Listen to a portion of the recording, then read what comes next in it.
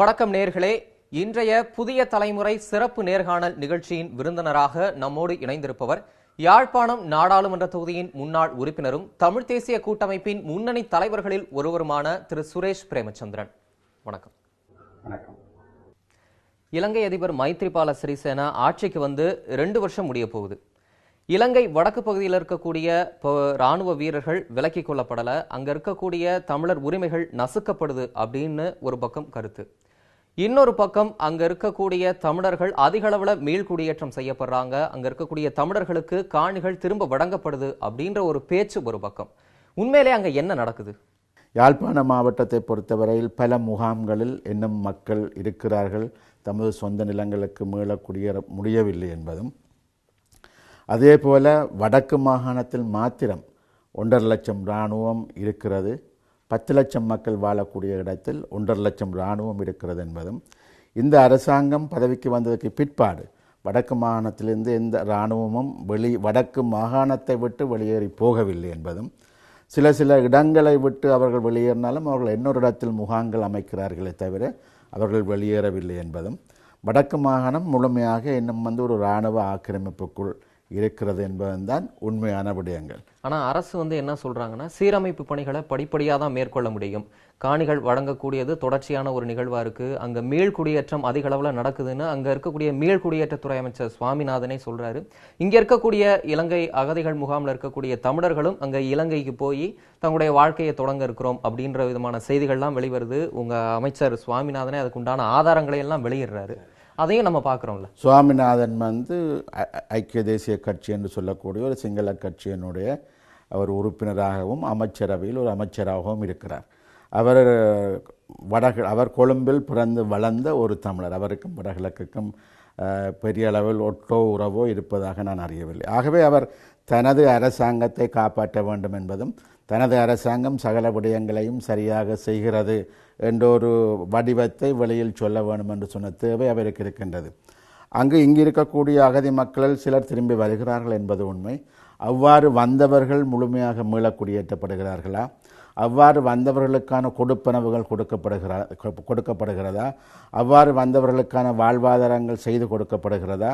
இதற்கான திட்டங்களை திரு சுவாமிநாதன் அவர்கள் வைத்திருக்கிறார்களா என்றால், இங்கிருந்து வந்து மீள் குடியேறக்கூடியவர்களுக்கான அந்த திட்டங்கள் எதுவும் அவரிடம் இல்லை என்பதுதான் உண்மை. யாழ்ப்பாண வாழ் மக்கள் ஒரு மிகப்பெரிய மீள்கூடல் நிகழ்வை நடத்தி காட்டினாங்க. அதாவது எழுக தமிழ் அப்படின்ற ஒரு பேரணியை அவங்க நடத்தி காட்டினாங்க. இந்த பேரணியோட எதிர் விளைவுதான் அடுத்த சில நாட்கள்ல யாழ்ப்பாண மாணவர்கள் இருவர் நடராஜன் கஜன் சுலக்ஷன் சுட்டுக் கொல்லப்பட்டதுக்கு காரணம் அப்படின்னு நம்ம பார்க்கலாமா? போலீசார் ஏன் செய்தார்கள்? யாருடைய ஏவுதலின் பேரில் செய்தார்களா? அல்லது ஒரு முட்டாள்தனமாக அதை செய்தார்களா? அல்லது ஒரு அச்ச சூழ்நிலையை உருவாக்க வேண்டும் என்று அவர்களுக்கு தோன்றியதா? ஏன் செய்தார்கள் என்பது இன்றும் இந்த கேள்விக்கான பதில் இன்னும் கண்டுபிடிக்கப்படவில்லை. நான் நம்புகின்றேன் அதுக்கான ஒரு விசாரணை நடைபெறுகின்றது. ஆனாலும் கூட இலங்கையினுடைய இந்த நீதித்துறை விசாரணைகள் எல்லாம் எப்பொழுதுமே அது தமிழ் மக்களுக்கு எதிரானதாகவும் அல்லது தமது போலீசாரை இராணுவத்தினரை பாதுகாப்பதற்காகத்தான் இவ்வாறான விசாரணைகள் முன்பு நடைபெற்றிருக்கிறது என்பதுதான் வரலாறு. ஆகவே இந்த விசாரணை கூட எவ்வளவு தூரம் சரியான முறையில் நடக்கும் என்பதை நாங்கள் பொறுத்திருந்து பார்க்க வேண்டும். ஆனால் இப்பொழுதும் திரு சுவாமிநாதன் அவர்கள் இந்த 2 மாணவர்களும் இழந்தவர்களுடைய வீடுகளுக்கு சென்று, நான் உங்களுக்கு புதிய வீடுகள் கட்டித் தருகிறேன், உங்களுக்கு யாருக்காவது வேலை வாய்ப்புகள் வேண்டால் வேலை வாய்ப்புகள் தருகிறேன் என்று இதை இவ்வளவு தூரம் சமாளிக்க முடியுமோ அந்த வேலைகள் தான் இப்பொழுது நடைபெற்றுக் கொண்டிருக்கிறது. மைத்ரிபால சிறிசேனா இலங்கை அதிபராக பதவியேற்று 2 ஆண்டுகள் முடிய போகுது. முன்னாள் அதிபர் ராஜபக்சே தெரியாத தேவதையை விட தெரிந்த பிசாசே மேல் அப்படின்லாம் சொல்லி தமிழர்களிடத்துல வாக்கு கேட்டார். ஆனா தமிழர்கள் மிக பெரும்பான்மையானவங்க மைத்ரிபால சிறிசேனாவுக்கு ஒரு ஆதரவு கொடுத்தாங்க. மைத்ரிபால சிறிசேனா வெற்றி பெறுவதற்கு ஒரு மிக முக்கிய காரணம் அங்க இருக்கக்கூடிய தமிழர்கள் உரிமை மீட்புக்காக மைத்ரிபால சிறிசேனா இந்த 2 ஆண்டுகளா என்னென்ன விஷயங்கள் பண்ணியிருக்காரு? தமிழ் மக்கள் வாக்களித்திருந்தாலும் கூட, தமிழ் மக்களின் வாக்கில் தான் மைத்ரிபால சிறிசேனா வந்திருந்தாலும் கூட, நான் தமிழ் மக்களுக்கு தேவையானதை செய்வேன் என்று அவர் சொன்னாலும் கூட, நடைமுறையில் அவை நடைபெறுகிறதா என்றால் குறைந்தபட்சம் இராணுவத்தை அவர்களால் வெளியேற்ற முடியவில்லை, மக்களை முழுமையாக மீள குடியேற்ற முடியவில்லை, அரசியல் கைதிகளை விடுவிக்க முடியவில்லை, காணாமல் போகப்பட்டவர்கள் சம்பந்தமாக ஒரு முழுமையான இது ஒருவரை கூட அவர்களால் கண்டுபிடிக்க முடியவில்லை என்ற சூழ்நிலையில் தமிழ் மக்களுக்கான ஒரு உரிமைகளை கொடுப்பது, ஒரு புதிய ஒரு அரசியல் சாசனத்தினூடாக உரிமைகளை கொடுப்பதில் எவ்வளவு தூரம் அவர் முன்னேற்றம் அடைவார் என்பது தமிழ் மக்களை பொறுத்தவரையில் ஒரு பாரிய கேள்வியாகவே இருக்கின்றது. ஆகவேதான் எழுக தமிழ் என்ற ஒரு பேரணி நடத்தப்பட்டது. தமிழ் மக்களுடைய கோரிக்கைகளை மீண்டும் ஒருமுறை வலியுறுத்துவதற்கு, நாங்கள் இந்தந்த கோரிக்கைகளைத்தான் தமிழ் மக்கள் கேட்கிறார்கள் என்பதை சிறிசேனா அவர்களுக்கும் ரணில் விக்ரமசிங்க அவர்களுக்கும் மீண்டும் ஒரு முறை விளக்கமாக காட்டுவதற்குத்தான் அந்த பேரணியும் கூட வெற்றிகரமாக நடத்தப்பட்டது. தமிழன் என்றோர் இனம் உண்டு, தனியே அவருக்கு ஒரு குணம் உண்டுன்னு. உண்மையிலே அந்த தனியான ஒரு குணம் ஒற்றுமையின்மை அப்படின்னு தான் பரவலா சொல்லப்படுது. இந்த ஒற்றுமையின்மைங்கிறது தமிழ் தேசிய கூட்டமைப்பிலையும் நிலவுது. அதாவது அங்க இருக்கக்கூடிய இலங்கை வாழ் தமிழர்களுக்கு ஒரு ஒற்றை பிரதிநிதியா இருக்கக்கூடிய இந்த தமிழ் தேசிய கூட்டமைப்புக்குள்ள நீங்க ஒரு நிலைப்பாடு எடுக்கிறீங்க, திரு சம்பந்தன் ஒரு நிலைப்பாடு எடுக்கிறாங்க. இது மாதிரியான வேறுபட்ட நிலைப்பாடுகள் அப்படிங்கிறது நம்மளுடைய ஒற்றை மைய கருத்தோட வலிமையை சிதைக்கும் அப்படின்னு நம்ம ஏன் பார்க்கக்கூடாது? கூட்டமைப்பு என்பது நீங்கள் கூறியது போன்று பல கட்சிகளினுடைய ஒரு கூட்டு. ஆகவே இப்பொழுது தமிழ் மக்கள் மத்தியில் இருக்கக்கூடிய அந்த எதிர்பார்ப்பு என்னவென்றால், ஏற்கனவே நீங்கள் முன்வைத்த அந்த கோரிக்கைகளின் பிரகாரம் நீங்கள் நடக்கின்றீர்களா? தமிழ் மக்கள் ஒரு வெளிப்படை தன்மை இல்லை என்பது இப்பொழுது தமிழ் மக்கள் வைக்கிற ஒரு குற்றச்சாட்டாக இருக்கின்றது. அரசாங்கம் தமிழ் தேசிய கூட்டமைப்புடன் பேசுகின்றார்களா? பேசுகின்றார்கள் என்றால் என்ன விடயங்களை பேசுகின்றார்கள்? எங்களுக்கு திரு சம்பந்தன் அவர்கள் வருகின்ற பொழுது ஒரு அவசரப்பட வேண்டாம், அமைதியாக இருங்கள், நாங்கள் பேசுகின்றோம் என்று சொன்னால், குறைந்தபட்சம் வாக்களித்து உங்களை நம்பி அனுப்பிய மக்களுக்கு நீங்கள் பதில் சொல்ல வேண்டும். என்ன விதமான பேச்சுவார்த்தைகள் நடைபெறுகின்றன? இந்த பேச்சுவார்த்தைகள் எவ்வளவு தூரம் நம்பிக்கை தந்திருக்கின்றது? நாங்கள் எவ்வளவு காலத்தில் இந்த பேச்சுவார்த்தைகள் முடிவடையக்கூடும் போன்ற விடயங்களை தமிழ் மக்களுக்கு தெரிவிப்பதனூடாக மக்களையும் அவர்கள் இணைத்து செல்ல முடியும். வாக்களித்த மக்கள் முட்டாள்கள் அல்ல. அமெரிக்காவுடைய அதிபரா டொனால்ட் ட்ரம்ப் தேர்ந்தெடுக்கப்பட்டிருக்கிறார்.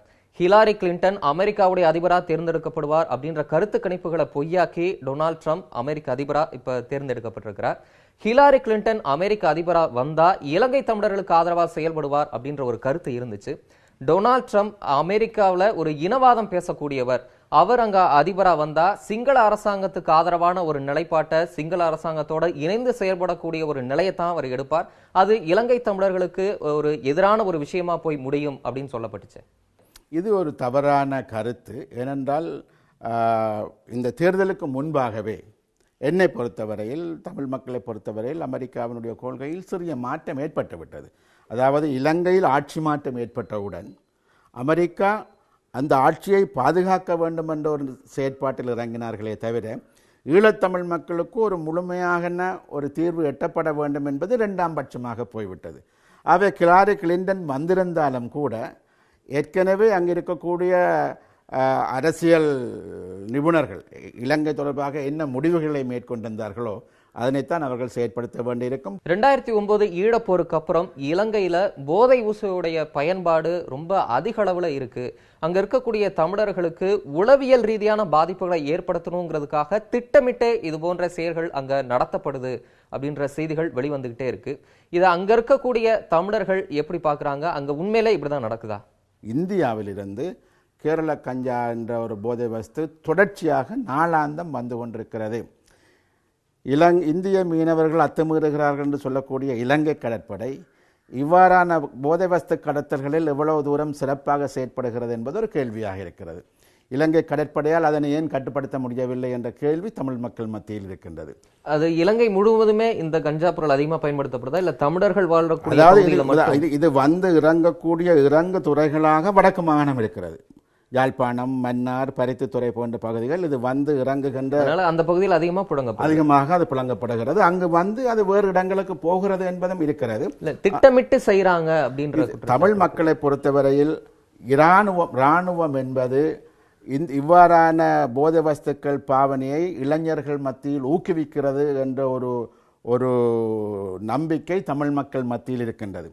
தமிழ் இளைஞர்களை சரியான பாதையில் சிந்திக்க விடாமல் அவர்களை இவ்வாறான போதை வஸ்துக்களுக்கு அடிமைகள் ஆக்க வேண்டும் என்று சொன்ன விதமான ஒரு மனோபாவம் இது இலங்கையில் மாத்திரமல்ல, யுத்தம் நடந்து முடிந்த பல நாடுகளில் இவ்வாறான சம்பவங்கள் நடந்திருக்கின்றது. ஆகவே இங்கும் இலங்கை இராணுவம் என்பது அவ்வாறான நடவடிக்கைகள், உதாரணத்துக்கு ஒரு முகாம் இருக்கிறது என்று தமிழ் மக்கள் இடம்பெயர்ந்த ஒரு முகாம் இருக்கிறது என்று வைத்துக்கொண்டால் அந்த முகாமில் உள்ள பெரும்பாலான இளைஞர்கள் போதைவஸ்துக்கு அடிமையாக இருக்கின்றார்கள். அங்கு நாங்கள் அந்த முகாம் தலைவராக பேசிய பொழுது இங்கு பக்கத்தில் ஒரு இராணுவ முகாம் இருக்கிறது. அவர்களுடைய ஒத்துழைப்புகளுடன் இவை நடைபெறுகிறது என்று குற்றஞ்சாட்டக்கூடிய சம்பவங்கள் நேரடியாகவே எங்களுக்கு சொல்லப்பட்டிருக்கின்றது. உலகெங்கும் இருக்கக்கூடிய ஈழத்தமிழர்களால ஒரு உணர்ச்சிகரமான ஒரு விஷயமா பார்க்கப்படக்கூடியது இந்த மாவீரர் நாள் அனுசரிப்பு, மாவீரர் வாரம் அனுசரிப்பு. இலங்கை அமைச்சர் ராஜித சேனரத்ன இலங்கையில மாவீரர் நாளை நினைவு கூறக்கூடாது, தங்களுடைய உறவினர்கள் இறந்திருந்தா நினைவு கூறலாம், ஒட்டுமொத்தமா மாவீரர் நாளா அதை நினைவு கூறக்கூடாது அப்படின்ற ஒரு பேட்டி கொடுத்திருக்கிறாரு. இந்த நிகழ்வை நீங்க எப்படி பாக்குறீங்க? இந்த மாதிரியான அடக்குமுறைகளோட எதிர் விளைவுகள் எப்படி இருக்கும் நாம பார்க்கலாம். இது கடந்த 7 வருஷங்களாக இந்த பிரச்சனை இருந்து கொண்டிருக்கின்றது. நாங்கள் மாவீரர் தினத்தை கொண்டாடக்கூடாது, அந்த நிகழ்வுகளை கொண்டாடக்கூடாது என்பதை மீண்டும் மீண்டும் இலங்கை அரசாங்கம் சொல்லி வருகின்றது. அதனை நாங்கள் அந்த நிகழ்வை நாங்கள் நடாத்தினால் அது பயங்கரவாதிகளை நாங்கள் போற்றுவதாக அமையும். அது மாத்திரமல்லாமல் எதிர்கால சந்ததிகளுக்கும் நாங்கள் தொடர்ந்து அதை நினைவுறுத்தியதாக இருக்கும் என்ற ஒரு கணிப்பை இலங்கை அரசாங்கம் வைத்திருக்கின்றது. ஆகவே அதனை தடை செய்து கொண்டிருக்கின்றது. அதை மீறி நடந்தால் அவர்கள் கைது செய்யப்படுவார்கள் என்ற ஒரு சூழ்நிலை தொடர்ந்து இருந்து கொண்டும் இருக்கின்றது. இதையும் மீறி பல இடங்களில் நாங்கள் இந்த நிகழ்வுகளை செய்து கொண்டு வருகின்றோம். இந்த வருடம் கூட இந்த நிகழ்வுகள் பல்வேறுபட்ட இடங்களில் நிச்சயமாக நடக்கும். அதனை அரசாங்கம் தடை செய்ய முடியாது. இந்த மாதிரியான அறிவிப்புகள் அதை தடை செய்ய முடியாது. நாங்கள் பாரிய அளவில் ஒன்று கூடுவதை சில சமயம் அது தடுக்கலாம். ஆனால் நாங்கள் பல 100 இடங்களில் இந்த நிகழ்வுகள் நடந்து கொண்டிருக்கிறது. அவ்வாறான நிகழ்வுகளில் நாங்களும் பங்கேற்றுக் கொண்டிருக்கிறோம். ஆகவே எங்களது உரிமைகளை இலங்கை அரசாங்கம் எந்த வகையிலும் அவர்கள் என்ன சட்டம் போட்டும் இதனை கட்டுப்படுத்த முடியாது. இதனை நான் சொல்வதாக இருந்தால் இது இலங்கை அரசாங்கத்தினுடைய மனிதாபிமானமற்ற ஒரு தமிழ் மக்களினுடைய மன உணர்வுகளை கிஞ்சித்தும் ஏற்றுக்கொள்ளாத ஒரு ஒரு ஒரு விதமான மனித உரிமை மீறல் என்றுதான் நான் கருதுகிறேன். ஆகவே ஈவன் ஐநா சபையினுடைய முடிவுகள் கூட என்ன கூறுகிறது என்று சொல்லி சொன்னால், இந்த இவ்வாறான யுத்தங்களில் கொல்லப்பட்டவர்களை நினைவு கூறுவதற்கு சகல மக்களுக்கும் உரிமை இருக்கிறது என்றுதான் கூறுகிறது. ஆகவே அதனை மீறித்தான் இலங்கை அரசாங்கம் நடந்து கொண்டிருக்கின்றது. ஆனால் நிச்சயமாக இது தமிழ் மக்களால் இந்த நிகழ்வு கொண்டாடப்படும். அது புலம்பெயர் நாடுகளில் மிக பிரம்மாண்டமான முறையில் நடைபெறுகிறது. ஈழத்திலும் அது நடைபெறுகிறது. அது பிரம்மாண்டமான முறையில் இல்லாவிட்டாலும் பல 100 இடங்களில் வடகிழக்கில் அது நடக்கும். கடந்த ஆண்டு வடமாகாண சபை உறுப்பினர் சிவாஜிலிங்கம் நடத்திய அந்த மாவீரர் நாள் அனுசரிப்பு நிகழ்வுலையும் ரொம்ப குறைவான எண்ணிக்கையில தான் மக்கள் கலந்துக்கிட்டாங்க. இந்த தடவையும் நம்ம பெருசா எதிர்பார்க்க முடியாது. அப்படின்னா மாவீரர் நாளுடைய அந்த அனுசரிப்பு, அந்த நினைவு கூறுதல் அப்படிங்கிறது அந்த பகுதியில் உண்மையிலே குறைஞ்சிக்கிட்டு இருக்கு. அதாவது அரசாங்கம் தமிழ் மக்களை ஒரு அச்ச சூழ்நிலைக்குள் வைத்துக்கொண்டு மாவீரர் தினம் அனுஷ்டிக்கப்படுமாக இருந்தால் கைது செய்யப்படுவீர்கள் என்ற ஒரு அச்ச சூழ்நிலை தொடர்ச்சியாக இராணுவத்தினாலும் அரசாங்கத்தினாலும் சொல்லப்பட்டு வருகிறது. ஒரு விடுதலை போராட்டத்தில் ஆயிரக்கணக்கான போராளிகள் தமது உயிர்களை ஈகம் செய்திருக்கிறார்கள். அவர்களை கௌரவிக்க வேண்டிய குறைந்தபட்சம் அந்த குடும்பங்கள் வந்தால் கூட பல ஆயிரக்கணக்கான குடும்பங்கள் அவ்வாறான நிகழ்வுகளில் பங்கு கொள்வார்கள். ஆனால் அவர்கள் அடக்கப்பட்டிருக்கிறார்கள், அச்சத்துக்குள்ளாக்கப்பட்டிருக்கிறார்கள். அவ்வாறு நடந்தால் கைது செய்யப்படுவோம் என்று மிரட்டப்பட்டிருக்கின்றார்கள். அவ்வாறான சூழ்நிலையில் அவர்கள் எவ்வாறு நடந்து கொள்வார்கள் என்பதைத்தான் நாங்கள் யோசிக்க வேண்டும். ஆனால் இது மிக பாரிய ஒரு மனித உரிமை மீறல். தனது குடும்பத்தில் உள்ளவர்கள் இறந்து போனவர்களை வருஷாந்தம் அஞ்சலிக்க முடியாவிட்டால், கௌரவப்படுத்த முடியாவிட்டால் அது மிக மிக ஒரு பாரிய மனித உரிமை மீறல் என்று தான் நான் நம்புகின்றேன். ராஜீவ்காந்தி கொலை, இந்த நிகழ்வை சுத்தி பல்வேறு சர்ச்சைகளும் மறைமுக விஷயங்களும் இன்னைக்கு தொடர்ந்துகிட்டு தான் இருக்கு. இந்த நிலையில சமீபத்துல ராஜீவ் கொலை மறைக்கப்பட்ட உண்மைகளும் பிரியங்கா நளினி சந்திப்பும் அப்படின்ற ஒரு புத்தகம் வெளியிடப்பட்டிருக்கு. இப்பயும் அந்த புத்தகத்தை சுத்தி சர்ச்சைகள் திரும்ப வந்துகிட்டே இருக்கு.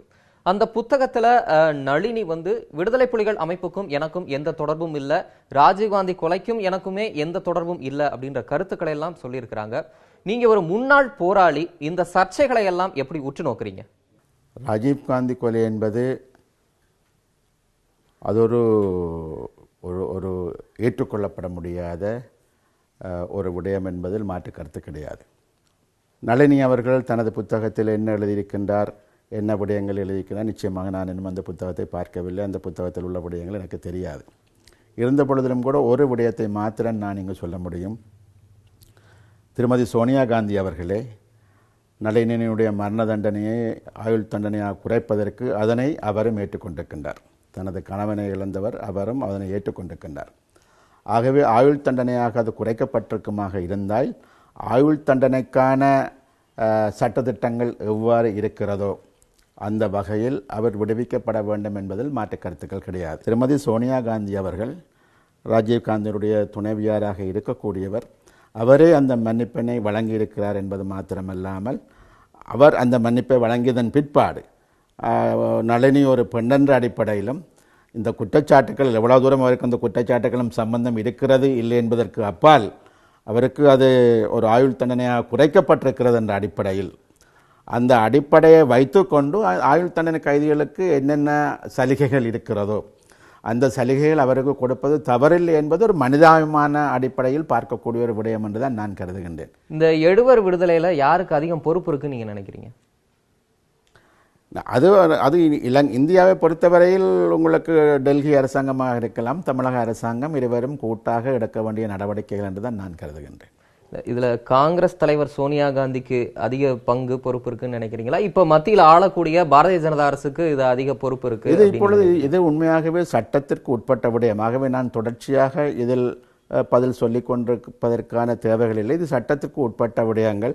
பிஜேபி அரசாங்கமாக இருக்கலாம், காங்கிரஸ் அரசாங்கமாக இருக்கலாம், தங்களுடைய சட்டத்திட்டங்களுக்கு உட்பட்டு எடுக்க வேண்டிய நடவடிக்கைகள். சட்டத்திட்டம்ன்ற ஒரு வார்த்தை வரும்போதே மனிதாபிமான அடிப்படையில் விடுவிக்கணும் அப்படிங்கிற ஒரு வார்த்தை அந்த இல்லை, அந்த அதைத்தான் நான் சொன்னேன். இப்பொழுது அவருக்கு ஒரு நளினி அவர்களுக்கு ஒரு ஆயுட்கால சிறை தண்டனையாக மாற்றப்பட்டிருக்கின்றது. அதற்கான வழிமுறைகள் அவர் எங்களை பொறுத்தவரையில் அது பல பேர் ஆயுட்கால சிறை அவர்கள் முழுக்க இருப்பது அல்ல. அவர்கள் ஒரு 16-17 வருஷங்களில் அவர்களுடைய விடுவிக்கப்படுகிறார்கள் என்பதுதான் வெளிப்படையானது எல்லாரை பொறுத்தவரையிலும். அதே விடயங்கள் நளினியை பொறுத்தவரையிலும் இருக்குமாக இருந்தால் சிறப்பாக இருக்கும் என்பதுதான் என்னுடைய கருத்து. தமிழக மீனவர்கள், அதாவது இந்திய மீனவர்கள் தொடர்ந்து இலங்கை கடற்படையால் தாக்கும் நிகழ்வு நடந்துகிட்டே இருக்கு.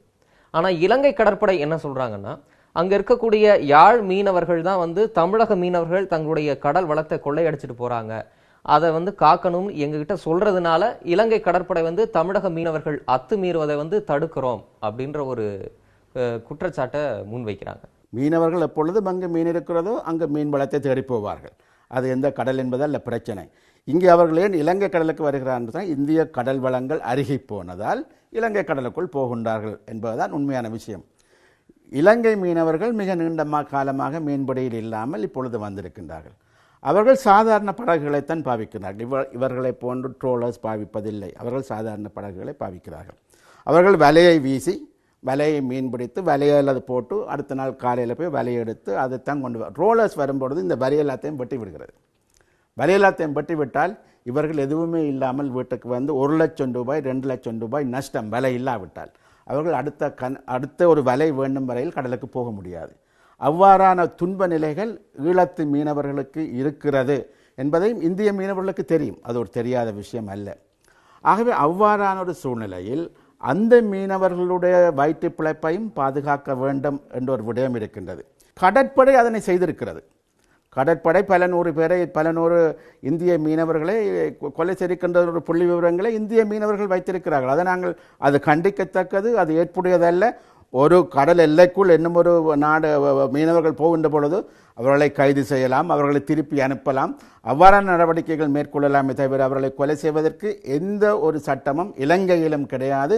அதனை இலங்கை கடற்படையினர் மேற்கொண்டிருந்தால் நிச்சயமாக ஒரு தவறான கண்டிக்கத்தக்க ஒரு விடயம். அவ்வாறான விடயங்களை இந்திய அரசாங்கம் இலங்கை அரசாங்கத்துடன் பேசி அவ்வாறான நிகழ்வுகள் நடக்க விடாமல் பார்ப்பது இந்தியாவினுடைய கடமையும் கூட. இந்தியாவின் மத்திய அரசா பாரதிய ஜனதா பொறுப்பேற்று ஏறக்குறைய 2.5 ஆண்டுகள் முடிய போகுது. அவங்க நாடாளுமன்ற தேர்தல் சமயங்கள்ல ஈழத்தமிழர்களுக்கு உண்டான உரிமைகளை மீட்டெடுக்க நாங்க தொடர்ந்து செயல்படுவோம் சொன்னாங்க. குறிப்பா தமிழக பாரதிய ஜனதா தலைவர்கள் இந்த கருத்தை ரொம்ப வலிமையாவே வலியுறுத்தினாங்க.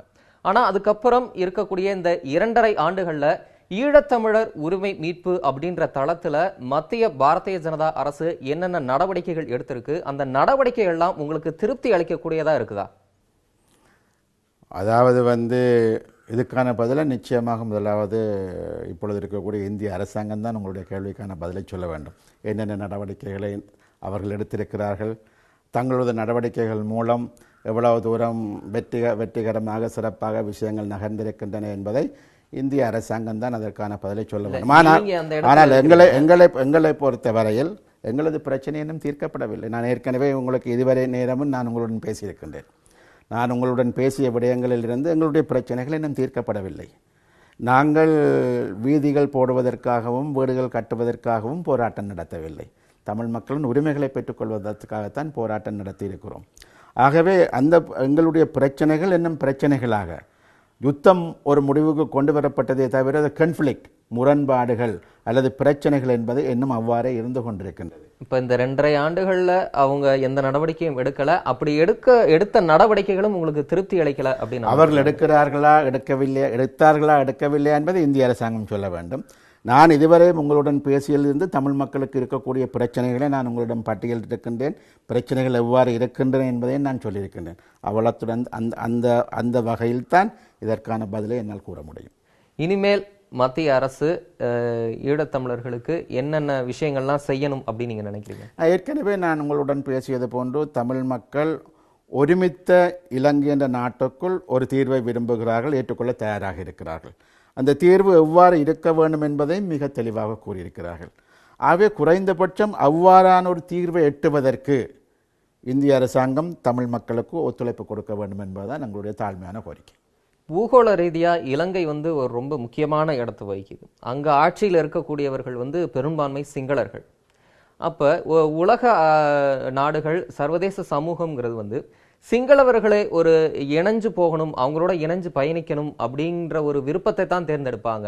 ஈழத்தமிழர்களுக்கு நல்லது செய்யணும், அவங்களுக்கு நீதியை பெற்றுத்தரணும் அப்படின்ற ஒரு நிலைப்பாட்டை அவங்க எப்பவுமே எடுக்க மாட்டாங்க அப்படின்ற ஒரு கருத்து எப்பவுமே சொல்லப்பட்டு வருது. இதுல நீங்க ஒரு விஷயத்தை பார்க்கலாம். சிங்கள மக்களை பொறுத்தவரையில் அவர்கள் இன்று நேற்றல்ல, வரலாறு பூர்வமாக ஒரு இந்திய எதிர்ப்பு குணாம்சத்தை கொண்டவர்களாகத்தான் இருக்கின்றார்கள். அது இந்திய அரசாங்கத்திற்கும் தெரியும். அது இந்திய பாகிஸ்தானிய யுத்தத்தின் பொழுதும் அவர்கள் இந்தியாவுக்கு எதிரான ஒரு நிலைப்பாட்டை தான் அவர்கள் எடுத்திருந்தார்கள். இந்தோ சீன யுத்தத்தின் பொழுதும் கூட அவ்வாறான ஒரு நிலைப்பாட்டை தான் அவர்கள் எடுத்திருந்தார்கள். சீனாவுக்கு ஆதரவான நிலைப்பாட்டை அவர்கள் எடுத்திருந்தார்கள். ஆகவே சிங்கள மக்கள் என்பவர்கள் எப்பொழுதும் ஒரு இந்திய எதிர்ப்பு குணாம்சத்தை கொண்டவர்களாக இருக்கின்றார்கள் என்பது நிதர்சனமான உண்மை. இலங்கையில் இருக்கக்கூடிய தமிழ் மக்கள் தான் இந்தியா என்பது எமது நட்பு நாடு, இந்தியா அவர்கள் தமது தாய்நாடு இந்தியா என்று சொல்லக்கூடிய அளவுக்கு தான் தமிழ் மக்கள் இருக்கின்றார்கள். ஆகவே அவர்கள் பெரும்பான்மையாக இருக்கிறார்கள், ஆட்சி அதிகாரத்தில் இருக்கிறார்கள் என்ற அடிப்படையில் அது நோக்கப்பட வேண்டுமா? எங்களுடைய நட்பு சக்திகள் யார்? அவர்கள் பலப்படுத்தப்பட வேண்டுமா இல்லையா? அவர்கள் பாதுகாக்கப்பட வேண்டுமா இல்லையா என்பதும் ஒரு நாட்டால் பார்க்கப்பட வேண்டிய ஒரு விடயம் என்று நம்புகின்றேன். டெல்லியில் இருக்கக்கூடிய அரசாங்கமும் கூட தனது மாற்று சிந்தனைகள் என்ன, மாற்று நடவடிக்கைகள் என்ன என்பதை ஆலோசிக்க வேண்டிய ஒரு காலகட்டம் வரும் என்று நாங்கள் நம்புகின்றோம். அவை நாங்களும் இயன்ற வரையில் இந்திய அரசுடன் இயன்ற வரையில் நாங்களும் இது தொடர்பாக தொடர்ச்சியாக பேசுவோம். அவர்கள் எங்களை எட்டி உதைத்தாலும் கூட நாங்கள் தொடர்ச்சியாக அவர்களுடன் பேசுவோம். யார் அரசாங்கத்தில் இருந்தாலும் கூட நாங்கள் அவர்களுடன் பேசுவோம். பேச வேண்டிய தேவைகள் எங்களுக்கு இருக்கின்றது.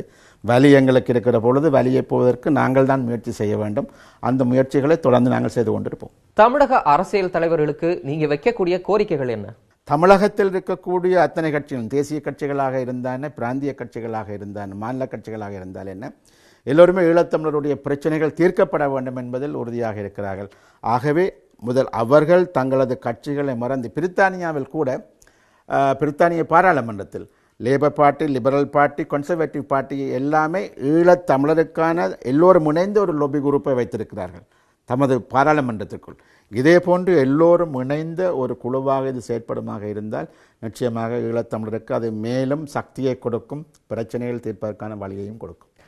இவ்வளோ நேரம் எங்களுடைய நேயர்களுக்காக உங்களுடைய நேரத்தை ஒதுக்கி பல்வேறு கருத்துக்களையும் விஷயங்களையும் முன்வச்சிங்க. மிக்க நன்றி. மற்றொரு நிகழ்ச்சியில் சந்திக்கலாம் நேயர்களே. நன்றி, வணக்கம்.